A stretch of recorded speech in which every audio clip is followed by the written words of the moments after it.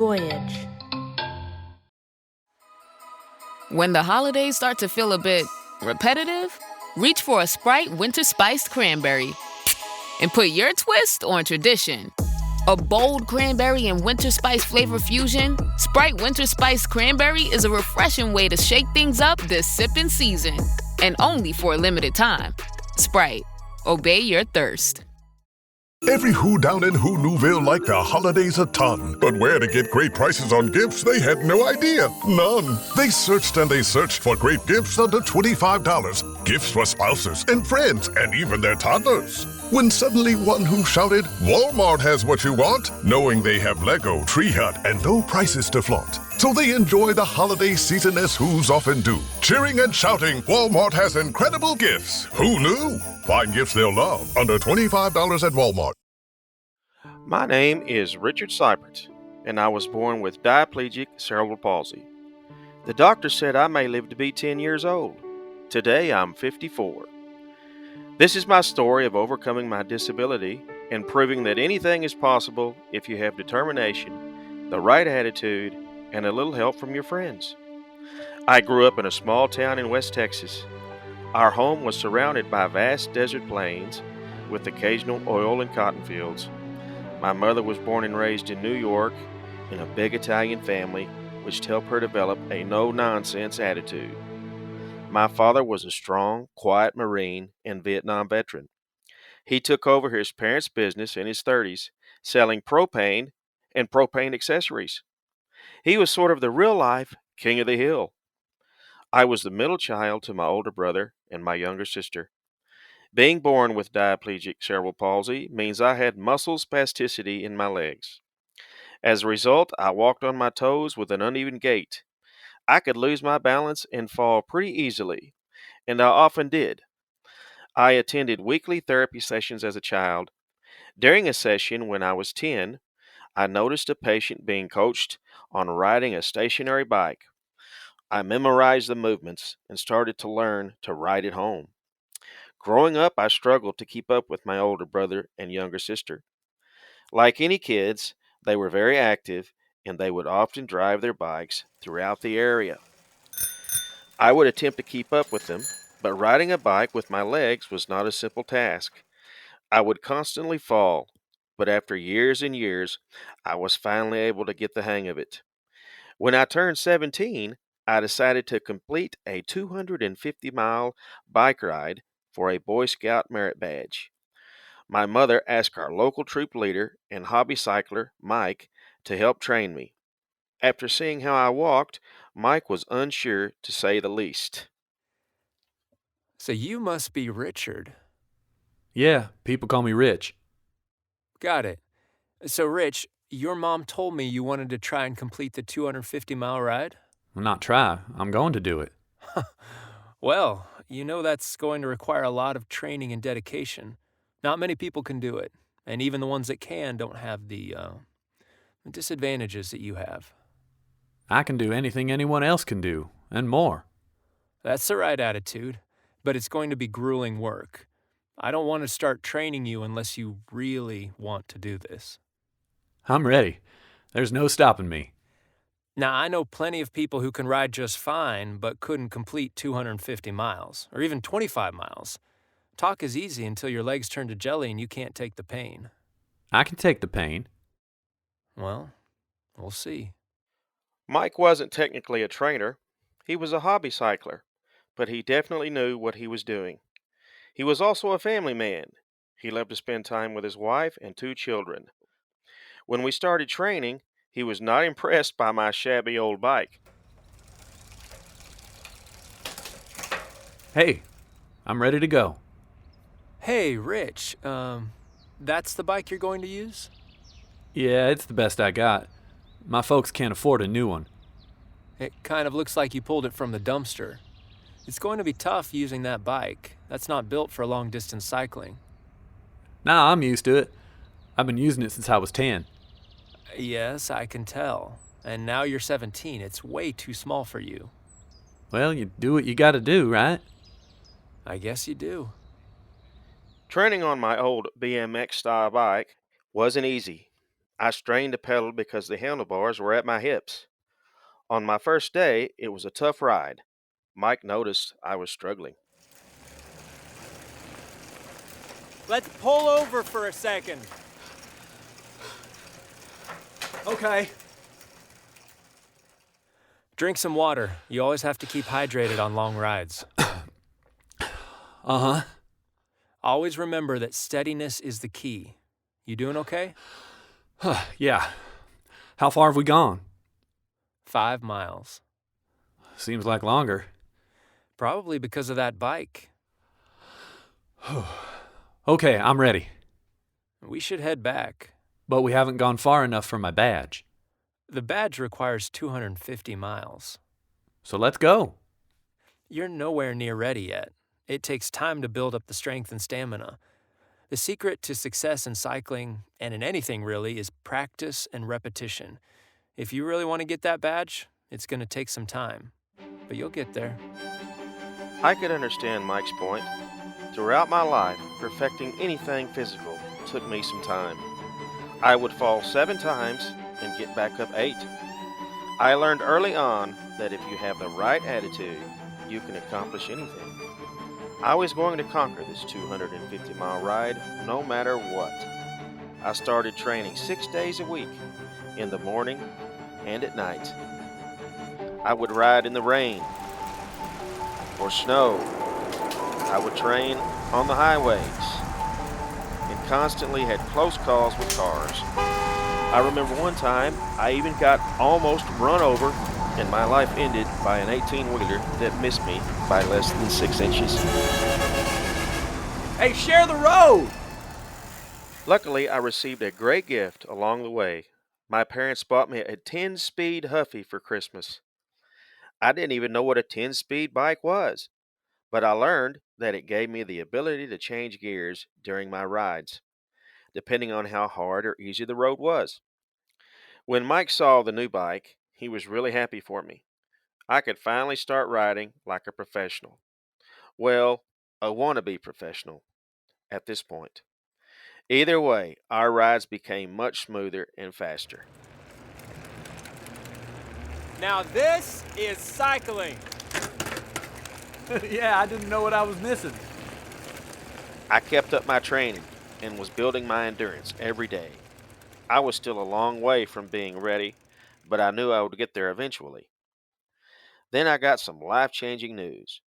My mother read an article in the Reader's Digest about a doctor who invented a new surgery for children with cerebral palsy. The surgery was helping young children to walk more correctly by permanently reducing the spasticity in their legs. My mom knew with my determination and motivation that I would be a perfect candidate for the operation, but it was generally only performed on children at 5 years old or younger. She wrote 14 letters to the doctor and finally received a referral to San Maria Children's Hospital. We went to the hospital and I took a series of physical tests. I also met with a psychologist and received a mental evaluation.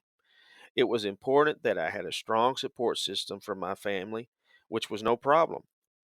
Afterwards, we met with pediatric neurosurgeon Dr. Andrew Ramblin. Dr. Ramblin approved me for the operation, but he also gave me some tough news. He told me the operation was risky and that the recovery could take years to relearn to walk, sit, and stand. And what was most scary was the last thing. He told me there was the possibility of total paralysis.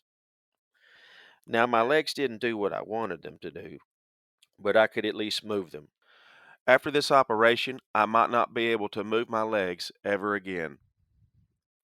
I had a big decision to make. I took a few days and talked to my mom and dad about it. I decided to get the surgery.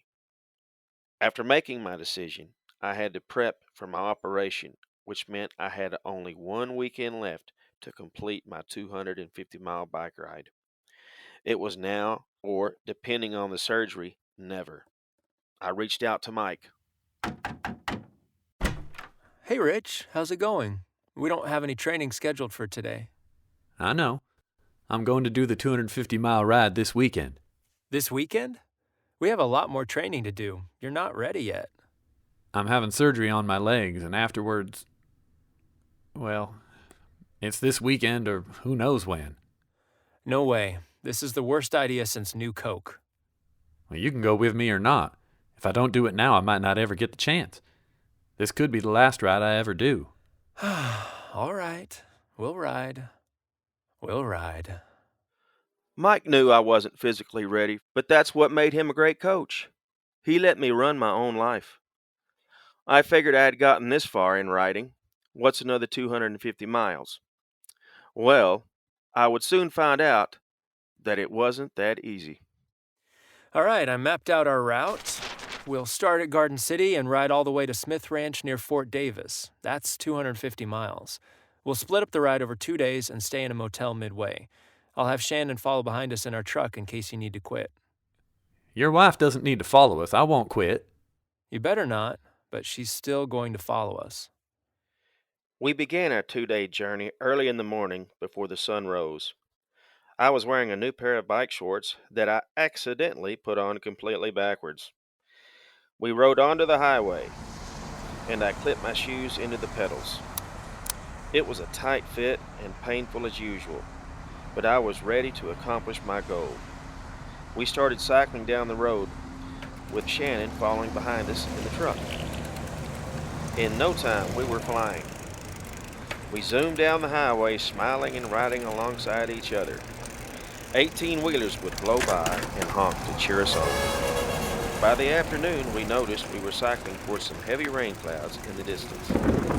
When we reached the clouds, we were trapped in a huge downpour. The rain completely drenched us. Shannon started driving slower with their hazards on. We reached an area called Odessa. The rain finally let up. At this point, I was in some major pain and slowing down. My feet were killing me. Mike obviously noticed. Pull over! What? Pull over! Oh, why? Pull over! I pulled off to the side of the road. Shannon stopped the truck behind us. Mike jumped off his bike and started to unclip my shoes from the pedals. I winced in pain. I slowly removed my shoes. My socks were drenched in blood.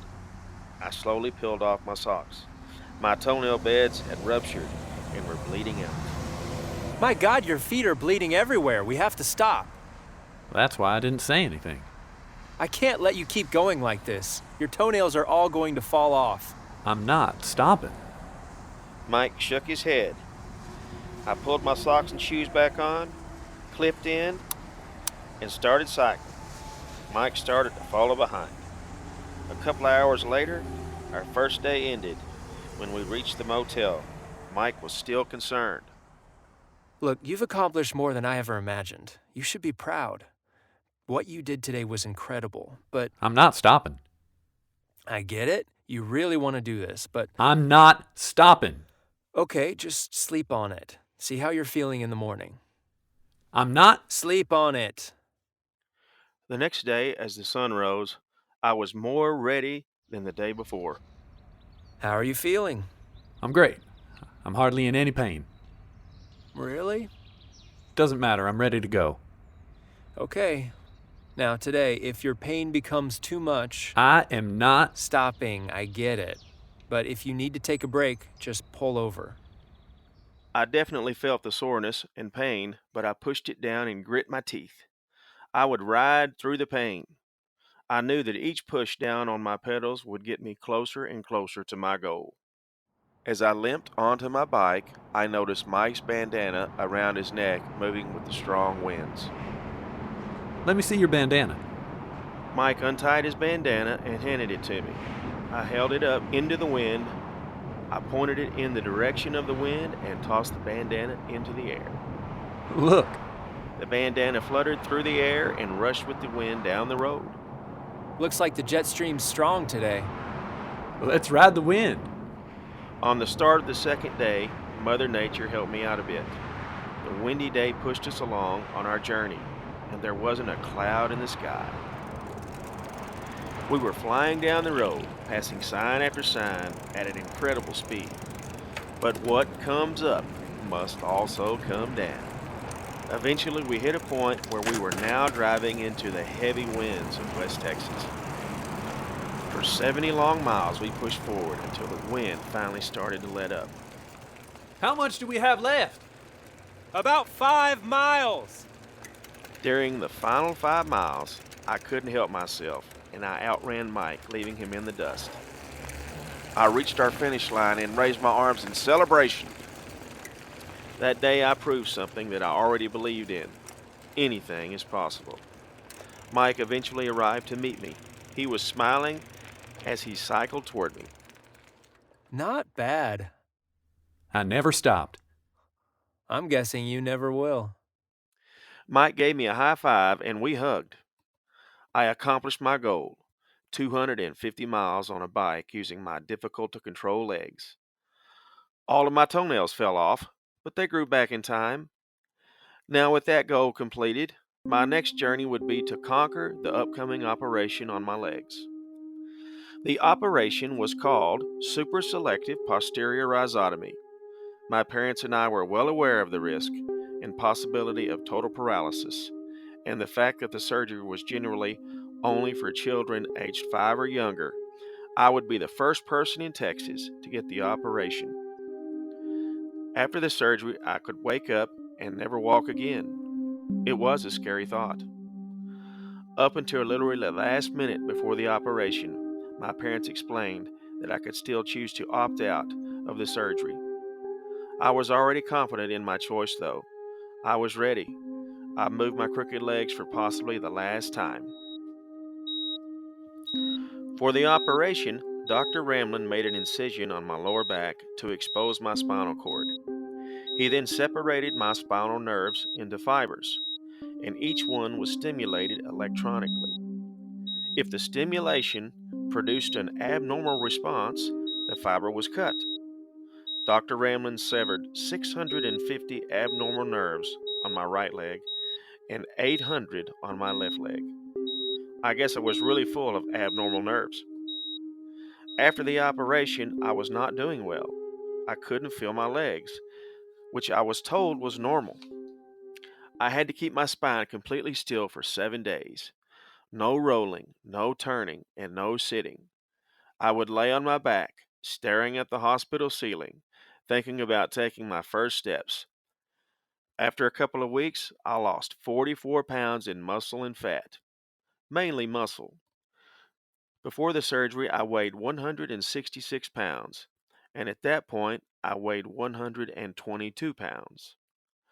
My mom used a mirror to show me how my foot was no longer crunched up into a ball. She was hoping for the future, but she also now questioned whether she had made the right decision in suggesting the surgery. She always wanted me to have the most full life possible, unencumbered by any physical limitations, but did she push too far this time? I was weaned off painkillers during my recovery, which was not fun at all.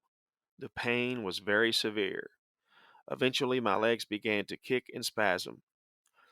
Now, that's not the movement I wanted, but they were at least moving. My nurse would help stretch and relax my legs when they acted up. I began to be able to wiggle my toes. I found this to be fascinating. Finally, I was telling my body what to do, and it was actually doing it. Even though it was just my toes, I never had that feeling of control in my legs before. Next up, I needed to learn how to sit up, to crawl, and how to roll. It was like I was learning the movements of a baby, literally taking baby steps. During my recovery, Mike visited me in the hospital. I can wiggle my toes and move my legs a little now. That's so great. I imagine you'll get back on your feet soon enough. Yep, and I've been thinking about the Paralympics, competing in cycling. Wow. Oh, well, you should probably focus on walking first. I was much better as a rider than I ever was as a walker. I can't imagine that's going to be any different. The Paralympics are in Barcelona in a year and a half. If I can get walking in a couple of months, then I can get back on a bike. We can start training every day like before. Start small, few miles here and there. That's a big goal. Look, that 250-mile ride took everything you had, and that was before your surgery. You don't want to do anything crazy. Life is short. You need to enjoy the time you have. I'll be ready. I'd give you the advice to take it slow and not rush it, but I know that's useless on your ears. I didn't hear a word. Mike was a great coach, but he was also pragmatic. I could tell he thought my idea was too ambitious. It didn't matter to me, though. All my life, people were telling me to slow down, but I knew that slowing down only brings boredom and loneliness. Learning to walk again was about training my brain to retrain my leg muscles on how to take a step. I had to really concentrate on how my foot is supposed to land on the ground after a step. I was constantly looking down at my feet to make sure they were in the right position. Even today, it's still a mental game for making sure that my feet land the proper way, because if I'm not thinking about it, I'm going to revert back to those old patterns that I had while I was spastic. After a month of physical therapy in the hospital, I took my first steps all alone. One small step for a man and one giant leap, closer to cycling again. A few weeks later, I thought I was finally strong enough to try and ride a stationary bike. My physical therapist brought the bike into my room to practice on. I struggled to pull myself onto it, using all my strength. I got onto the seat and placed my feet on the pedals. I was shaking and sweating, just getting onto the bike. I adjusted my hips and engaged my abdominal muscles. I lengthened my spine and sat up straight, bending my elbows. I straightened out my feet and pushed down on the pedals. I started to pedal faster and faster. I was laser focused until I felt unbearable pain.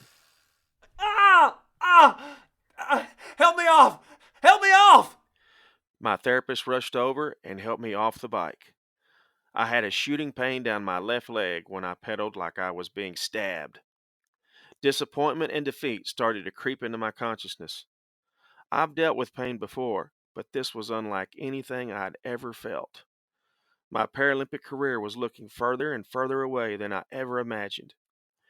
I continued my therapy, and after taking more and more steps, I was released from the hospital. My spasticity had always caused me to slouch, so my height before the surgery was around 5'7". I was now 5'11", 4 inches overnight.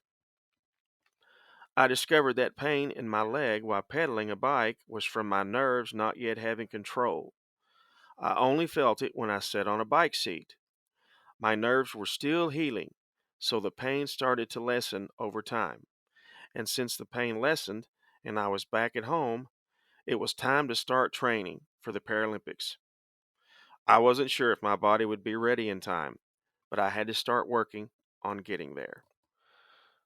I learned that to even be considered for the Paralympics, I needed to complete 12 races and place within the top 3 in every race out of 23 competitors around the country. If I could accomplish that, the organizers would then decide if I had the right attitude and character to go to Barcelona and compete. It would be a long process, and if I fell behind in just one race, I would be out of contention. I started training with Mike again to prepare for my 12 races. Steadiness is the key. Watch your balance. I sat on my bike and pedaled very slowly while Mike walked alongside me in case I fell. The pain was still significant, but I was fighting through it. Each day, each ride, just push a little harder and faster. Harder and faster every day. You got this. I got this. Over more time, I felt ready, and I really had no choice because the first race was coming up. Mike and I drove to Fort Worth for race 1. The 10-lap race was against a guy with huge calves and legs, the size of tree trunks. I was intimidated, to say the least. We both took our place at the starting line. The race began, and I started furiously pedaling. I was no match for tree trunk legs. He left me in the dust, and I suddenly thought, have I bit off more than I could chew? I kept pushing to catch up after each lap. By lap 5, I was still way behind. I cycled past Mike. Pick it up. You're with the big boys now. I kept pushing harder and faster. By lap 8, I finally caught up with Tree Trunks. I pushed harder and harder. We started the final lap, and I began passing him. Now I was in the lead. I flew past the finish line and won. Even though I beat Tree Trunks, these races were time trials first and foremost. So more importantly, out of the other 22 competitors, I ranked in the top 3 after race 1. 1 down, 11 to go. For our next race, Mike and I traveled to New Orleans. That race took place in a parking lot, and I had to maneuver around some tricky gravel that wasn't swept beforehand. It was a tough race, but I placed again in the top 3. Race 2 of 12 completed. I was starting off strong. After my second race, though, I got some disappointing news. You really did amazing today, Rich. Thanks. If I can keep placing in the top 3 for the next 10 races, I have a shot. You definitely do. And I've been thinking long and hard about this. For you to truly get better and get that shot you deserve, you're going to need a new trainer. What? You've gotten too good. You've outgrown me, Rich. But we're not done yet. You need to find someone more qualified. You've got 10 more races, and if you don't rank in the top 3 in just one race, it's all over. You need someone that knows those races, the tracks, and the competition. I was obviously surprised and disappointed by the news, but at the same time, I understood Mike's point. He was a great trainer, but he didn't know the ins and outs of the Paralympic racing world. When I returned home, it luckily didn't take long for me to find a more qualified trainer. I contacted a man who I met via a bike shop, and he agreed to help. Over my next 4 races, I continued to place in the top 3 with my new trainer. I was halfway to be considered for the Paralympics. 6 more races to go. I stopped by Mike's home to give him the updates and the good news on my races. Hey, Mac. Rich, come on in. How's everything going? Great. I've been placing in my races with my new trainer. That's so great. Mike somehow seemed different that day. He looked like he hadn't been sleeping, and he seemed preoccupied. So how many more races do you have left? 6 more. Halfway to being eligible. And then, of course, the organizers decide if I have the right attitude and character. Huh. I think they would be crazy to question either your character or attitude. Just keep winning those races, and hopefully the rest falls into place. Yeah, hopefully. So, how are you? Well, I've been better. You seem a little off. I have cancer. What? I have cancer. We've been testing and getting second opinions for months. I didn't know what to say. I just stared down at the carpet. There's going to be surgery, chemo, radiation. Are you going to die? The doctors say that I have a good chance of surviving. Okay. Don't worry about me. Remember, I told you that life is short and you need to enjoy the time you have. I've loved every minute. I was devastated by the news. I could lose Mike to cancer. He was young, in his 30s, and married with 2 children. It just didn't seem fair. I had gotten accustomed to how life could serve you up a tough meal to swallow, but I didn't like seeing other people have to eat it. I got my head back into the racing space. I needed to focus on winning my next 6 races. I would think about Mike to help drive me to win. The original 23 competitors started dropping out of the competition as time passed. Missing the top 3 in just one race sent you packing. I placed in the top 3 in my following 5 races. 1 more race to go. My final race was in New York. Like the rest of my races, I needed to place at least third. It all came down to this. There were a good amount of spectators at the race, the most I'd ever seen. I guess because it was the last race. Everyone knew the stakes. Mike made the trip, although he looked pretty weak at that point. I approached him in the crowd. I wouldn't be here without you. You did it. Go out and soak up every minute. We hugged, and I made my way to the starting line. From my 250-mile ride to learning to walk again, it all came down to this 10-lap race. I zipped down the street and focused on the road ahead. I scanned for the slight bumps or rough asphalt. I leaned in on the turns. Everything started smoothly. I flew past lap 1. Lap 2 was a little slower, but I kept a good pace. My time was solid, then the third lap. I started dealing with some major cramping in my right calf. The pain was slowing me down in a huge way. I tried to push through it, but I could tell my time was slowing. This was not good. Every fraction of a second counts at this level. The harder I pedaled, the tighter my calf felt. Sometimes it's just not your day in the race. I kept pushing harder and faster. By the 6th lap, I think I was improving, but I wasn't sure if it was good enough. I was competing against so many other cyclists who were just as determined as me. People who had dealt with similar setbacks in life and refused to quit. I actually had no problem losing to someone with that determination. I kept pedaling as fast as I possibly could. I entered the final lap. I pulled in my abs, tucked down my head, and pointed my feet. I dug deep and pushed myself harder than I'd ever have. I pushed harder than when I first learned to ride a bike. I pushed harder than my 250-mile ride. I pushed harder than when I was learning to walk again. I kept pushing myself harder, faster. I focused ahead on the finish line. It was 50 yards away. Harder, faster. I passed the finish line and I stopped my bike and fell over onto the ground in exhaustion. I was informed that my time was better than anyone else's. I won first place.